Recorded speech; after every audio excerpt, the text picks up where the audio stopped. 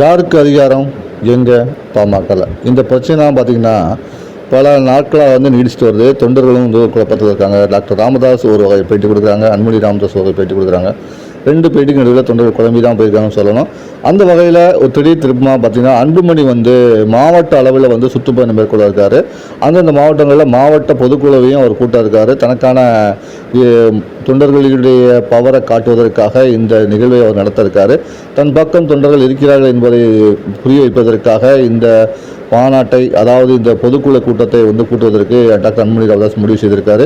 ஏற்கனவே டாக்டர் ராமதாஸ் பேட்டி அளிக்கும் போது என்ன சொல்லியிருந்தாருன்னா, மக்கள் என் பக்கமாக இருக்காங்க, தொண்டர்கள் எனக்கு குலதெய்வமாக பார்க்குறாங்கன்னு சொல்லி இந்த வேலையில் தான் டாக்டர் அன்புமணி ராமதாஸ் இந்த திடீர் முடிவு எடுத்திருக்காரு.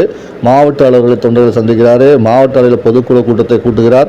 மாவட்ட அளவில் பொதுக்குழு கூட்டத்தில் முக்கியமான தீர்மானம் நிறைவேற்றப்படுகிறது. அதற்கான முழு அதிகாரம் கட்சியின் தலைவராக தனக்கு இருப்பதாக டாக்டர் அன்புமணி ராமதாஸ் கூறியிருக்கிறார். போக போக தான் தெரியும் பாமகவின் அடுத்த கட்டம்.